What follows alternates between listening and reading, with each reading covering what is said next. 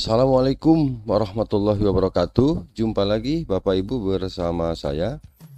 Bagaimana kabar Bapak Ibu? Saya doakan mudah-mudahan semuanya dalam keadaan sehat walafiat, panjang umur dan diberkahkan rezekinya. Amin ya rabbal alamin. Bapak Ibu, kali ini saya membawa informasi terkait info ANBK Asesmen Nasional Berbasis Komputer tahun 2022.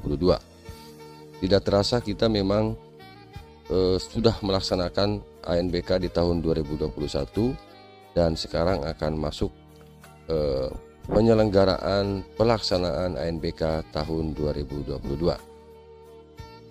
Asesmen nasional berbasis komputer Bapak Ibu masih tetap seperti tahun kemarin, yaitu diperuntukkan bagi pendidikan dasar, kemudian pendidikan menengah dan pendidikan kesetaraan.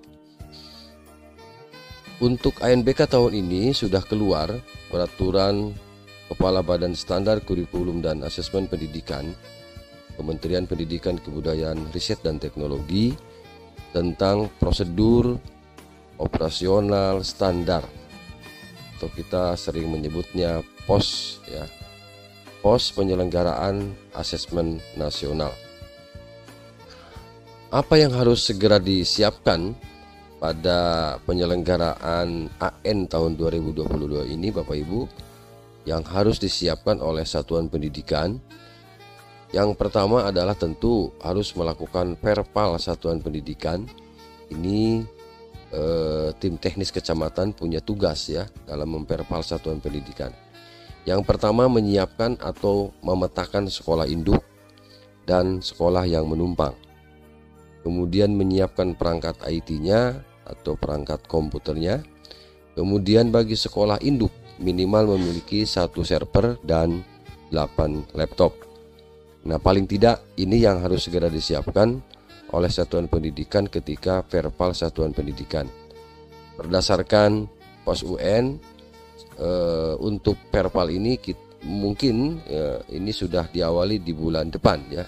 Bulan ini maksudnya, di bulan depan, bulan April 2022. Peserta didik yang akan mengikuti ANBK ini semua jenjang, baik pendidikan dasar dan pendidikan menengah. Misalnya untuk jenjang SD, MI, SDLB paket A, ini kelas 5 sasarannya, ini 30 orang. Kemudian jenjang SMP, MTS, SMPLB paket B, ini kelas 8, berjumlah 45 orang. Kemudian jenjang SMA, SMK, MA, kemudian MA kejuruan paket C, ini kelas 11, berjumlah sama ya dengan SMP, sasarannya 45 orang. Dan orang-orang ini seperti biasa, atau peserta didik atau peserta AN ini seperti biasa akan diacak ya, akan dilakukan secara random ya, berdasarkan sistem. Kemudian dari semua jenjang ini masih sama ya seperti tahun yang kemarin. Untuk peserta cadangan semua jenjang sebanyak 5 orang. Nah, ini untuk peserta didik yang akan mengikuti ANBK. Selanjutnya untuk PTK, pendidik dan tenaga kependidikan dan satuan pendidikan yang mengikuti ANBK, yaitu seluruh guru dan seluruh kepala sekolah ya. Seluruh guru dan seluruh kepala sekolah baik di negeri maupun di swasta. AN yang akan diikuti yaitu untuk PTK sama ya, SLB, survei lingkungan belajar. Nah, di sini saya kasih catatan wajib. Ini berdasarkan pengalaman kemarin. Pada dasarnya semua PTK, semua peserta didik yang terdata di Dapodik wajib ya mengikuti asesmen nasional ini. Ini terbukti tahun kemarin. Bagi teman-teman yang berhalangan hadir atau peserta didik yang kebetulan sakit, kebetulan tidak bisa mengikuti AN pada saat itu diwajibkan untuk mengikuti susulan. Jadi kesimpulannya, asesmen nasional ini bersifat wajib. Kita lanjutkan peserta AN pada satuan pendidikan ya, peserta AN pada satuan pendidikan. Ini untuk kepala satuan pendidikan, seluruh pendidik, peserta didik yang terpilih sebagai sampel pada satuan pendidikan, dan peserta didik di sekolah Indonesia luar negeri yang terpilih sebagai sampel hanya pada sekolah induk. Nah, jadi untuk peserta didik yang di sekolah luar negeri itu sampelnya sebagai sampel hanya pada sekolah induk. Kemudian peserta didik mengikuti AKM, ya, asesmen kompetensi minimum, kemudian survei karakter dan survei lingkungan belajar.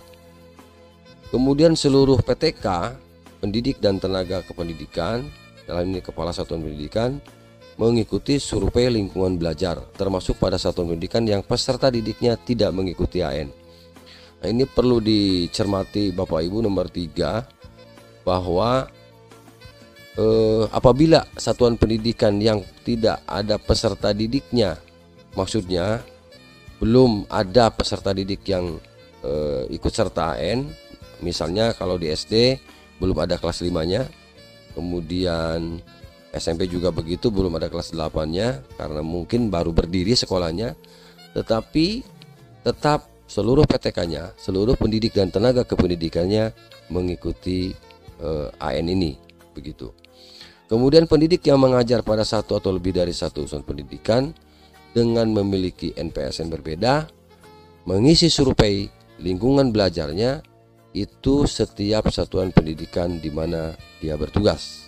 Gitu. Artinya kalau misalnya ada pendidik yang mengajar di 2 sekolah, maka wajib mengikuti di kedua sekolah itu. Tidak hanya sekolah induk, tetapi sekolah yang satunya pun tetap harus mengikuti AN ini. Yang poin 5 ini kepala satuan pendidikan yang menjabat pada satu atau lebih dari satu satuan pendidikan. Nah, ini juga sama kasusnya ya dengan guru tadi. Jadi apabila ada kepala sekolah yang menjadi PLT di sekolah lain, artinya menjabat di 2 sekolah, maka tetap mengikuti survei lingkungan belajarnya di 2 sekolah itu. Mudah-mudahan sampai di sini bisa dipahami Bapak Ibu ya. Kita punya pengalaman tahun kemarin.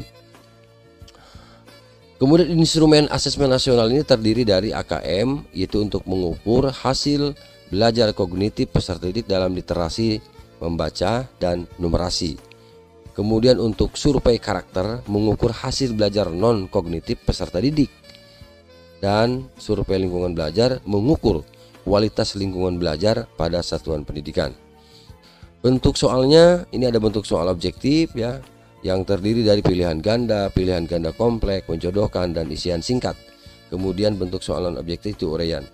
Jadi ada 2 macam jenis ya, ada bentuk soal objektif dan bentuk soal non objektif begitu. Kita lanjut Bapak Ibu, modanya ya, ini untuk moda pelaksanaan asesmen ini masih menggunakan ada pilihan ya, baik secara daring atau secara semi daring ya. Jadi ada online dan semi online ya, bahasanya mungkin begitu ya, lebih akrabnya bahasanya begitu. Jadi sekali lagi untuk moda pelaksanaan asesmen nasional ini yaitu secara daring atau semi daring.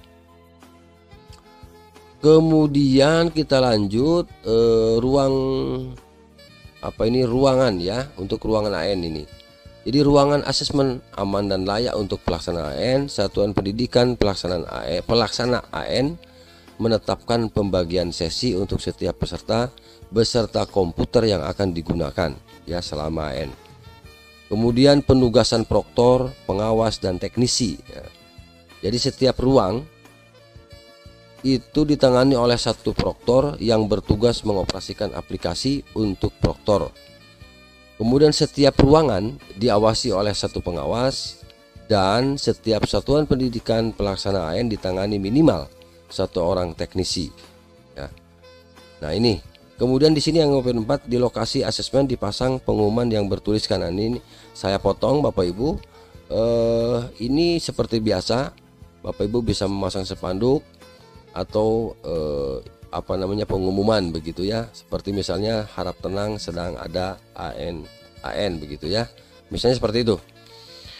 Kemudian ini waktu pelaksanaan survei. Nah ini berbeda sepertinya dengan tahun kemarin. Nah kalau tahun kemarin ini kan disamakan ya waktunya, maksudnya antara guru kepala sekolah dengan peserta didik ya pada saat melaksanakan AN ini. Nah sekarang agak berbeda, jadi pelaksanaan ini diawali oleh survei lingkungan belajar dulu yang diikuti oleh Kepala Satuan Pendidikan dan pendidik. Untuk jenjang SMK, SMA, MA paket C ya dan sederajat ya, untuk kelas SMK dan SMA sederajat itu tanggal 1 sampai 10 Agustus 2022. Kemudian jenjang SMP, MTS paket B dan sederajat itu tanggal 11 sampai tanggal 20. Jadi ini masing-masing jenjang sepertinya dikasih waktu 10 hari. Kemudian untuk yang terakhir ya jenjang SD, MI paket A dan sederajat itu tanggal 22 sampai 31 Agustus 2022. Jadi diawali dari SMA sederajat, SMP sederajat dan terakhir SD sederajat.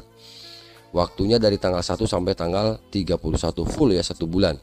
Jadi 10 hari untuk SMA dan sederajat, 10 hari lagi untuk SMP dan 10 hari lagi untuk SD. Kita lanjut Bapak Ibu, ini jadwal pelaksanaan ANBK gelombang 1 ya. Nah, ini Senin sampai Kamis tanggal 24 sampai 27 ya Oktober. Sekali lagi untuk gelombang 1 SD itu tanggal 24 sampai 27 ya Oktober. Nanti kita bagikan Bapak Ibu linknya. Kemudian gelombang 2 Senin sampai Kamis ya 4 hari 31 Oktober sampai tanggal 3 November 2022. Oke, itu saja barangkali informasi yang dapat saya sampaikan Bapak Ibu sekilas terkait dengan pelaksanaan ANBK tahun 2022. Lebih lengkapnya nanti saya lampirkan Bapak Ibu terkait dengan pengumuman atau posnya ya, prosedur operasional standarnya dari kementerian, dan bisa dipelajari lebih lengkap, lebih jelas. Kemudian jadwalnya juga tercantum di bagian akhir dari pos ini. Mudah-mudahan Bapak Ibu bisa menyimaknya, bisa mempelajari awal-awal sebelum pelaksanaan kegiatan ini berlangsung.